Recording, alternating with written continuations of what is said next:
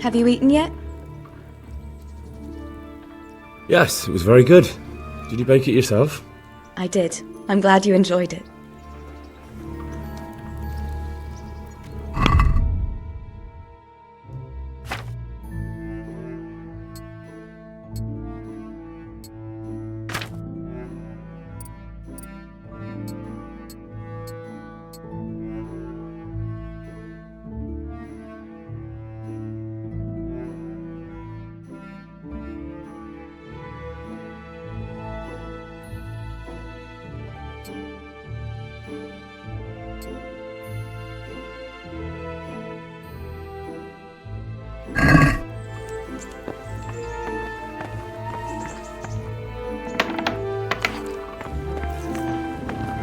Hey, youngster, come here.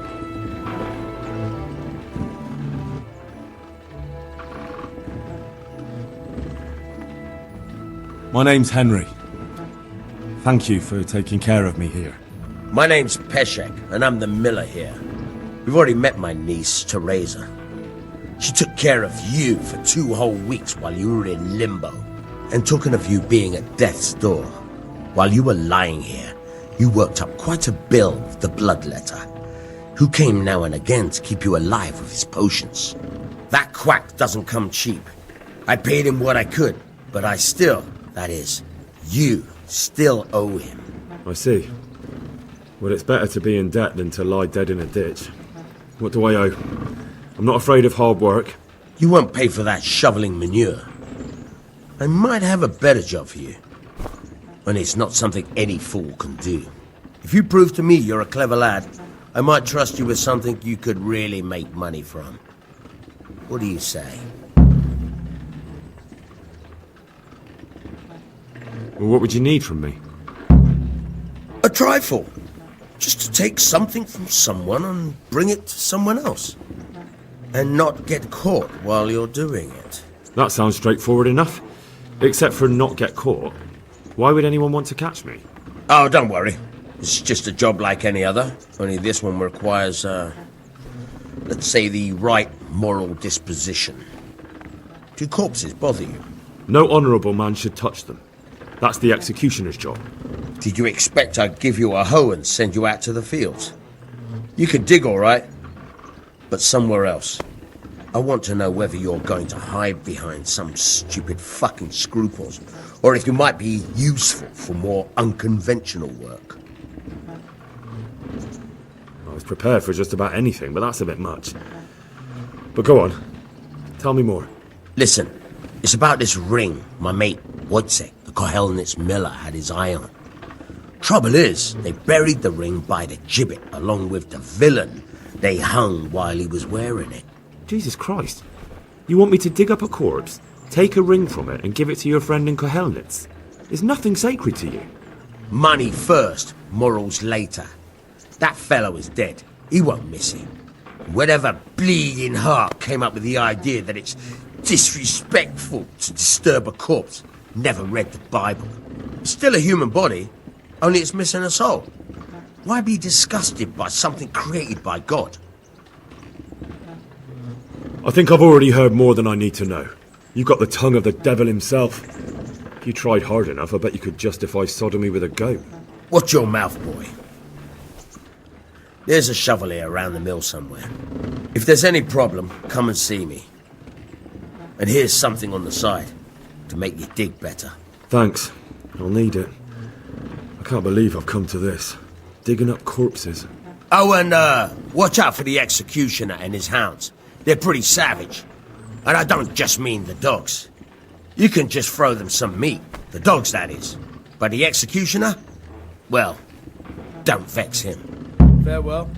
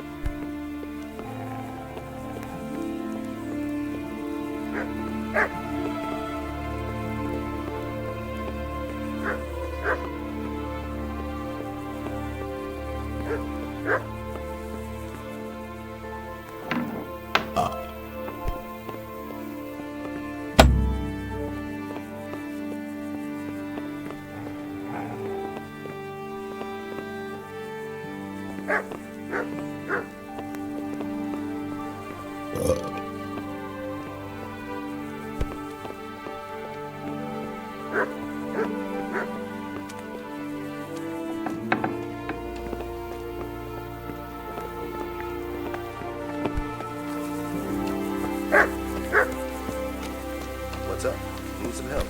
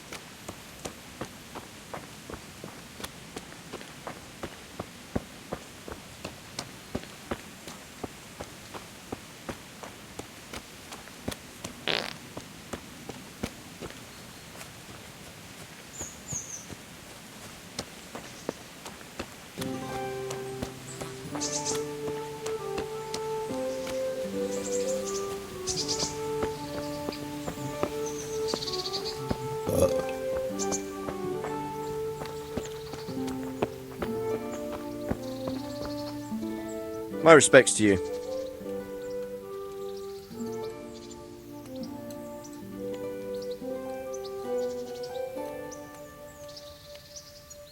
Take care now.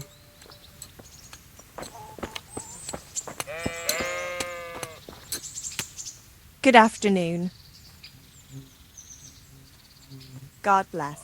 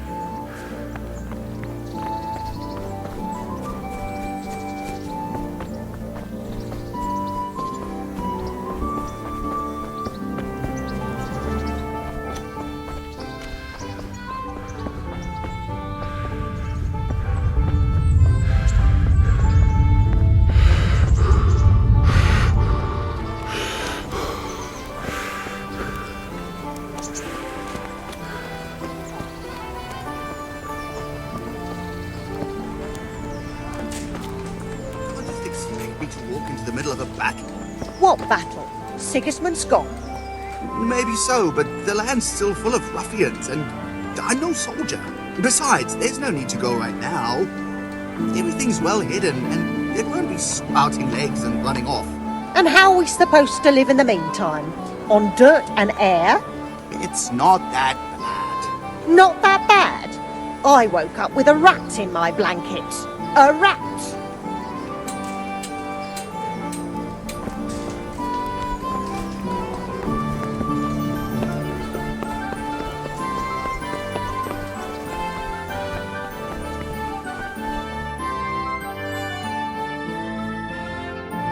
That be the smith's son, Hal? On my soul, it is him. What are you doing here, lad? We thought you were done for.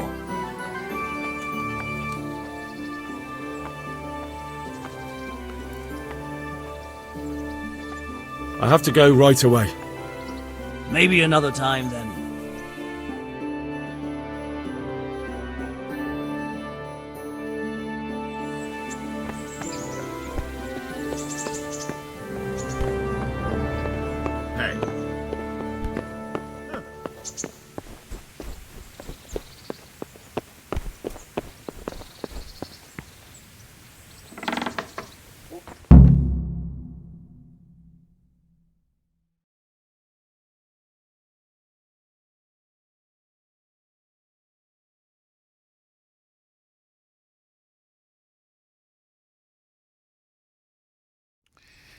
Your Graces, I have to tell you in all seriousness that this land of ours is in the shit.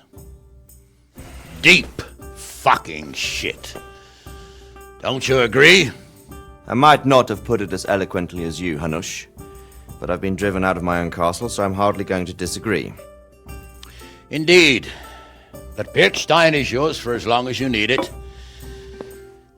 There's room enough for your men and you here at Rattay, and I'm sure my ward won't have any objection to me lending you his castle. I'd be honoured. Birkstein is at your disposal as long as you wish, Your Grace. Just as well you have another castle at the other end of town, eh? At any rate, I'm beholden to you, Sir Hans, and to you, Sir Hanush. I don't like to speak ill of your people, Sir Radzig, but, well, there's no love lost between the townsfolk and the refugees. There's been talk of criminality. Well, they'll have to get used to it until the situation's resolved. But when will it be resolved? And what on God's earth is this war even about? I won't lie, sir. I don't understand it. You aren't alone, Father. I believe Sigismund's original intention was to persuade Wenceslas to accept the imperial crown and to leave the rule of Bohemia to him. Who could blame him? I know Wenceslas is a friend of yours, Radzig, but even you have to admit he brought it upon himself. I can't deny the king neglected affairs of state for other pursuits. There is a need for order in the land, but I don't think the lords who sided with Sigismund realized just what Hungarian order looks like. Hungarian order? What concerns me, sir, is how a good Christian could resort to such brutality. To give him his due, I don't think he expected the lords of this country to stand behind the king. But thanks to him, we're tearing ourselves apart, and now he has to get things under control. But why in God's name does he have to use those barbarians? Money is the root of all evil, young sir. Wars are costly, and this one has dragged on for a year. Sigismund ran out of coin for knights, so he recruited those whore sons that settled in Hungary. The less he pays, the more they make up for it with plunder. That's why he attacked us. He was after our silver. What are you doing? You've no business here. Clear off. Wait, it's Henry. Henry, who disappeared after I clearly ordered him to remain at Taumberg. I'm sorry, sir, but I had to bury my parents. Had to? Do you think you were the only man who lost someone there? But the others listened to their lord. And it wasn't just your own life you nearly threw away. So Robard and his men risked theirs to save you. I'm sorry, but I had to. Oh, there you go. When you have to, Radzig. Your father was a remarkable man, and your mother, she was remarkable too. They deserved a Christian burial. Did you manage that at least? No. I was attacked by thieves. I wouldn't be here now if it wasn't for that girl. Girl? The miller's daughter, Teresa. The miller's daughter saved you from the footpads? Well, there's a tale to tell your children. I owe her my life. She distracted them and then brought me to Rattay. But without Sir Robard, we'd both be dead. Oh, that's what I call a good woman. Hang on to that one, lad. Still, it's a great shame your parents are buried in unconsecrated ground. That means purgatory for them. Be quiet, Friar. I didn't invite you here to eat me out of house and home and deliver a sermon while you were doing it. If you're so concerned, Father, maybe you should save the innocent souls of these fine Christians yourself. Go to Skalitz and consecrate their graves. I assure you, if you're killed by bandits, your soul will soar straight to heaven, as long as someone buries you in consecrated ground first. If there's anything left to bury, that plump carcass of yours would be quite a feast for the wolves and the crows. And one skeleton looks much like another, so how would we know which were your ordained bones or those of Sigismund's Tartars? Be that as it may, why have you come here? I must get your sword back. Sword? My sword hangs here at my side. No, the sword my father forged for you. One of those thieves stole it from me. They almost killed him and he already wants to go back. Takes after his father, I suppose. Lad, I've lost a castle, a village, silver mines, and a good half of my subjects. Why would I miss one sword? Because it's the last one my father forged, and I promised him I'd deliver it to you. I understand. I'd feel the same way. But prudence is the better part of valor, and a dead man keeps no promises. Aye. The woman had to save his fat from the fire, and now he wants revenge. What kind of fool are you, boy? He's no fool. Henry, you have courage, but you need training, arms, a horse. Or do you mean to beat this thief at dice? No, sir. Please, take me into your service and give me the chance to learn these things. The gall of him! Fled from the enemy, disobeyed your orders, duped Sir Divish, lost your sword, put Sir Robard in danger with his actions, and now he wants a promotion. Sir Capon's right. What you say is certainly true, except for fleeing the enemy. You would have run as well, believe me. Henry's earned some punishment, but how do you punish someone who's already lost everything, Courage and blind obedience are good qualities for a soldier, but a wise man also appreciates loyalty, perseverance, and determination. Besides, that was a fine sword that his father made. If he thinks he can get it back, I won't turn it down. My lord, he's a peasant. You can't make a squire of a peasant. Why not? Someone made a priest of a pig.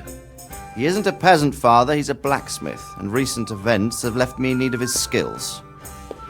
So, you'd like to enter my service? Sir, Yes, I would. You won't regret it. I probably will. I'm doing this for your father, lad. Don't disappoint me. Oh, fortune has finally smiled on you today, lad. Make the most of it. Now that I think about it, Sir Hanush, the boy needs training and experience, and you need spear carriers. That's true. The bailiff is always complaining about your people making trouble in the camp. Maybe one of their own among the guard might help. It might. In any event, it will prove valuable experience.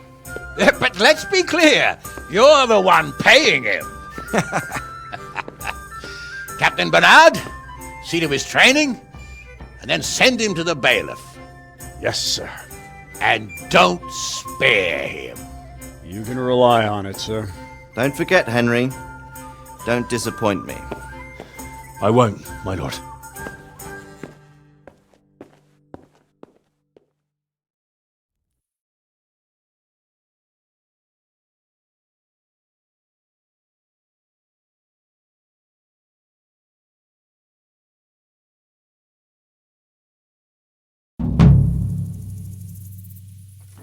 Where the hell were you brought up?